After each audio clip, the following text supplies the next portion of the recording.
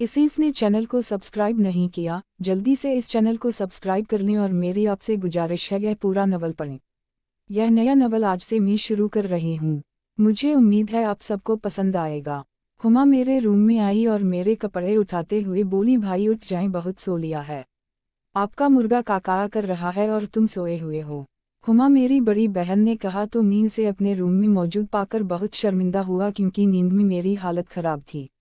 शायद मैं कोई ख्वाब देख रहा था। मैंने जल्दी से अपने आप को छुपाने की कोशिश की। वो मुझे देखकर हंसने लगी। उसकी शरारतें अक्सर मुझे तंग करती थी। उसने मेरी धोने वाली पट शर्ट उठाई और पट को देखते हुए बोली, और तेरी खैर में हाबाट हुए बोला, क्या हुआ? यह रहने दे, मैं इसे खुद धो लूंगा। उसने पट पर लगे धब्बों को दिखाते हुए कहा, भाई हर वक्त काबों में पुलिस मुकाबला करेंगे तो यही रिजल्ट होगा ना। मत देखा करें ऐसे ख्वाब जिसमें गसल वाजिब हो जाए। वह हंसने लगी और उसने मेरी तरफ इशारा करते हुए एक बार फिर मुझे शर्मसार कर दिया, क्योंकि मैं तो ख्वाब में भारतीय हसीना करीना कपूर से मिल रहा था। वह भी किसी स्विमिंग पूल में, क्योंकि मैंने सोने से पहले करीना का सॉन्ग देखा था जिसमें वह किसी समंदर में डांस करती है और कहती है बच के जाएगा, तो कहाँ इस गाने में उसने बहुत ही अच्छा डांस किया था जिसे देखकर मुझे कुछ होने लगा था। मैंने कभी मुलाकात नहीं की थी, आज पहली बार ख्वाब में मुलाकात कर रहा था, वह भी समंदर के दरमियान बहरी जहाज में। जैसे ही हुमा ने मुझे जगाया तो मुझे एहसास हुआ कि मेरा काम हो चुका है। मैंने कहा, सॉरी बाजी, इसमें मेरा तो कोई कसूर नहीं, बस वह खुद ही मेरे ख्वाब में चली आई। हुमा मेरे कान के करीब हुई और बोली, वैसे कौन थी जिसने आपकी धड़कनें बहुत तेज कर दी हैं? तो मैं बोला, वही करीना कपूर जिसका मैं गाना सुन रहा था। तो हुमा अपने सर पर हाथ मारते हुए बोली, ओ तेरी, मैं समझी थी कोई घर की ही होगी। मैं हैरत से बोला, क्या मतलब? तो वो बोली, मेरा मतलब एमन सोहा या फिर रूबी। तो मैं हाबाट हुए बोला, मगर वह तो मेरी बहनें हैं। हुमा के चेहरे पर कमीनी सी मुस्कुराहट थी और वो बोली, क्यों बहनों में दिल नहीं होता? उसने कपड़े उठाए और धोने चली गई। दरवाजा बंद करते हुए बोली, यह भी उतार कर वसाम में रख दे और कपड़े बदल ले। वो चली गई और मुझे हैरत में डाल गई। क्या वाकई ख्वाब में बहनों से मुलाकात की जा सकती है? यह हुमा क्या कह गई है? हुमा बाजी किधर हो? आज जाएं, जल्दी क्रिकेट खेलते हैं। आज जाए, कोई चौके और हो जाए। सोहा ने हुमा बाजी को आवाज दी जो छत पर कपड़े डालकर नीचे आ रही थी। उसने कपड़ों वाली बाल्टी सीढ़ियों पर ही रखी और अपनी छोटी बहनों को मुखातिब करते हुए बोली, पहली बारी मेरी है, बोलो मंजूर है? तो रूबी मेरी छोटी और लाडली बहन बोली, जी नहीं, उपना में हूँ। मैंने 2 ओवर खेल भी लिए हैं, इसलिए मैं ही पहली बारी लूंगी। रूबी ने बैट पकड़कर विकेट पर खड़ा होते हुए अपना हुक्म सुनाया।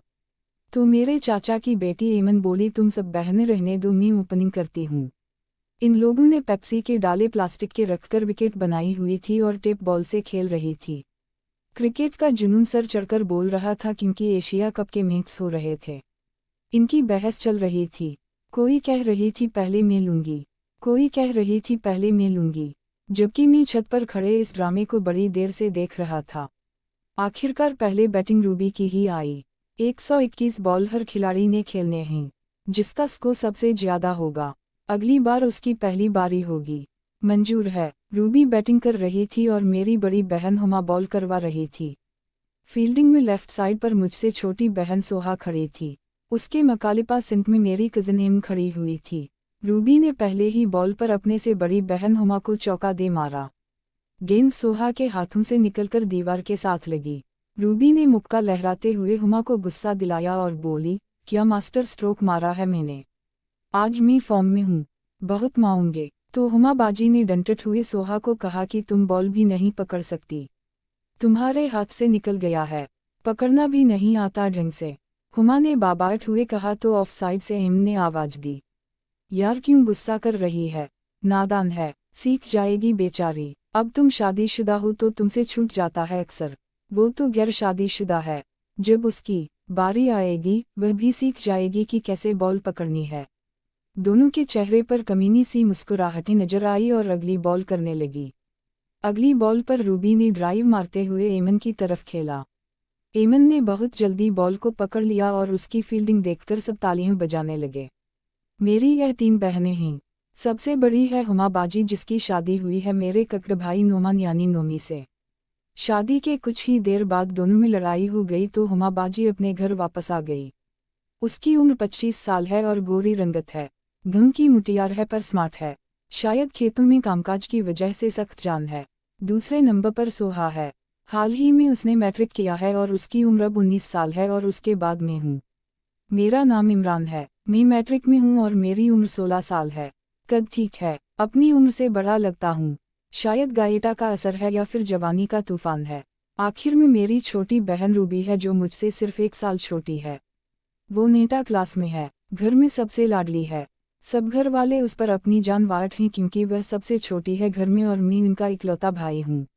मुझे भी घर में सब प्यार से नाबाड़ा कहते हैं या फिर मानी कहते हैं। हम पेशे के लिहाज से किसान हैं और गांव में रहते हैं। हमारी गांव में 12 एकड़ जमीन है जो कि गुजारा करने के लिए बहुत है। हम लोगों की आमदन का जरिया दूध और आइंस की फरोख्त है। हमें किसी किस्म की अब कोई परेशानी नहीं है क्योंकि हमारी अम्मी हमें बहुत प्यार करती हैं। बाप के मरने के बाद उन्होंने ही हम सबको आपस में जोड़े रखा है। एमन और मनना मेरी कईम हैं जो साथ में रहती हैं। एमन का निकाह हो गया है फराज भाई के साथ।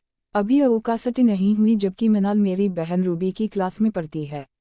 कक्का का बेटा अभी छोटा है और चू पुलिस में है शहर में।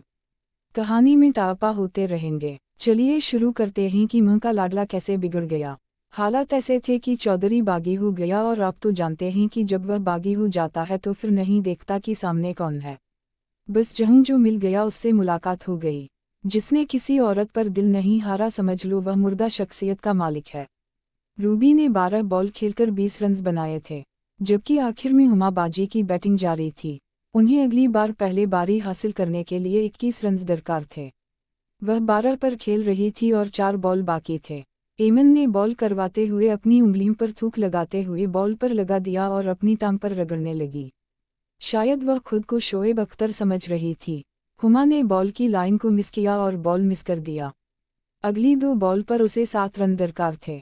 वो एमन से बोली, तुम बट्टा मारती हो, पूरा बाजू घुमाकर बॉल करवाओ। एमन ने एक बार फिर बॉल को अपनी टांगों पर रगड़ा। हुमा बाजी बोली, अब इतना भी मत रगड़ कि कहीं कुछ हो ना जाए। हुमा की बात सुनकर सोहा और एमन मुस्कुराने लगी। वो मुस्कुराते हुए बोली, अभी वो नौबत नहीं आई कि कहीं चला जाए, तुम अपनी बात करो। वो फिर से हंसने लगी, जबकि टेरेस में खड़े हुए मैं उनकी बातें सुन रहा था। एमन ने फुल टॉस गेंद मारी तो हुमा ने उसे जड़ दिया। बॉल हवेली से बाहर चली गई। एमन ने गेट खोला और बॉल लेने चली गई। घर के सामने ही हमारे खेत हैं। हम लोग गांव के बाहर ही रहते हैं, बाकी गांव पीछे हैं। हम पहले ही आ जाते हैं, यानी हम बाहर हैं। जैसे ही एमन बाहर निकली तो वह डर गई। उसने गेट बंद कर दिया। हमारा कुत्ता बाहर देखकर भौंक रहा था। हुमा बोली, क्या हुआ है, तुम डर क्यों गई हो? तो वह बोली, हुमा बाजी बाहर ना एक कुतिया है और 2 कुत्ते उससे मिलने के चक्कर में हैं। मैं नहीं जाना बॉल लेने, तुम खुद ही जाओ। रूबी बोली, गंदी तुम गंदी बातें करती हो। उसने फौरन अंदर चले जाना ही मुनासिब समझा। तो हुमा बोली, इसलिए हमारा डब्बू भी भौंक रहा है। सोहा बोली, शायद डब्बू का भी दिल कर रहा होगा। डब्बू हमारे कुत्ते का नाम है। बेचारे की अभी तक शादी भी नहीं हुई। हमारी तरह हमारे डब्बू ने भी आज तक किसी से मुलाकात नहीं की। हुमा, एक काम करें। एमन बोली, क्या करें? तुम जाओ रोटी का टुकड़ा लेकर आओ। हम डब्बू के लिए किसी का बंदोबस्त करते हैं और आज उसकी मुलाकात करवाते हैं। वाह, क्या बात है बाजी। सोहा ने रोटी का टुकड़ा हुमा को देते हुए कहा तो उसने रोटी का टुकड़ा लेकर उस कुतिया को दिखाया तो वह दौड़ी चली आई। उसके पीछे कुछ कुत्ते भी थे जिन्हें हुमा ने भगा दिया और उस कुतिया को अपने घर में दाखिल करके हुमा ने गेट बंद कर दिया। जैसे ही हमारे डब्बू ने उसको देखा तो दुम हिलाता हुआ उसके पास आ गया और उसको सूंघने लग गया। ओह शिट, कितना गंदा है यह, एमन ने डब्बू को देखते हुए बोला। हुमा बोली, डब्बू नया है, इसे वक्त लगेगा मुलाकात करने में। जैसे हमारा इमरान लड़कियों से डरता है, डब्बू भी उसके सामने नर्वस है। हुमा ने मेरा नाम क्यों लिया? मैं टेरेस में खड़े उनकी तरफ देखते हुए सोचने लगा। शायद मेरा सामलैना हुमा बाजी को खटकता था कि वह मुझे डब्बू जैसा कह रही थी। और फिर उस नाराज कुतिया को डब्बू राजी करने लगा और सब उसको देखकर हंसने लगे। दूसरी तरफ हुमा एमन के करीब गई और उसको तंग करने लगी। बाजी, क्या कर रही हैं? मत करें ऐसा, मुझे कुछ हो रहा है। हुमा बोली, अरे वाह, तू तो पहले ही तैयार हो चुकी है। सोहा इन दोनों को देखकर मुस्कुरा रही थी। एमन बोली, बाजी मत करें, कोई आ जाएगा। अगर किसी ने देख लिया तो बहुत बुरा होगा। कुछ बुरा नहीं होगा मेरी जान, तुम बस एंजॉय करो। यह कहकर हुमा उसे तंग करने लगी। वह दोनों शरारतें कर रही थी। दूसरी तरफ डब्बू अपने काम में लगा हुआ था और फिर ऐमन ने डब्बू को पकड़कर खींच लिया और कुतिया बाहर चली गई था। हुमा बोली, क्या हुआ है, तुम डर क्यों गई हो? तो वह बोली, हुमा बाजी, बाहर ना एक कुतिया है और 2 कुत्ते उससे मिलने के चक्कर में ही। मैं नहीं जाना बॉल लेने, तुम खुद ही जाओ। रूबी बोली, गंदी, तुम गंदी बातें करती हो। उसने फौरन अंदर चले जाना ही मुनासिब समझा। तो हुमा बोली, इसलिए हमारा डब्बू भी भौंक रहा है। सोहा बोली, शायद डब्बू का भी दिल कर रहा होगा। डब्बू हमारे कुत्ते का नाम है।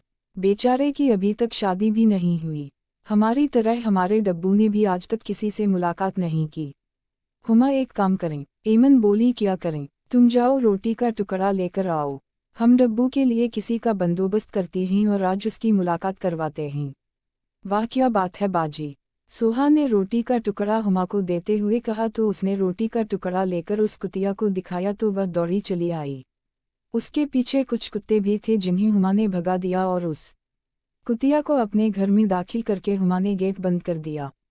जैसे ही हमारे डब्बू ने उसको देखा तो दुम हिलाता हुआ उसके पास आ गया और उसको सूंघने लग गया। ओह शिट, कितना गंदा है यह, ऐमन ने डब्बू को देखते हुए बोला। हुमा बोली, डब्बू नया है, इसे वक्त लगेगा मुलाकात करने में, जैसे हमारा इमरान लड़कियों से डरता है। डब्बू भी उसके सामने नर्वस है। हुमा ने मेरा नाम क्यों लिया? मैं टेरेस में खड़े उनकी तरफ देखते हुए सोचने लगा। शायद मेरा सामलाना हुमा बाजी को खटकता था कि वह मुझे डब्बू जैसा कह रही थी। और फिर उस नाराज कुतिया को डब्बू राजी करने लगा और सब उसको देखकर हंसने लगे। दूसरी तरफ हुमा ऐमन के करीब गई और उसको तंग करने लगी। बाजी, क्या कर रही हैं? मत करें ऐसा, मुझे कुछ हो रहा है। हुमा बोली, अरे वाह, तू तो पहले ही तैयार हो चुकी है। सोहा इन दोनों को देखकर मुस्कुरा रही थी। ऐमन बोली, बाजी मत करें, कोई आ जाएगा। अगर किसी ने देख लिया तो बहुत बुरा होगा।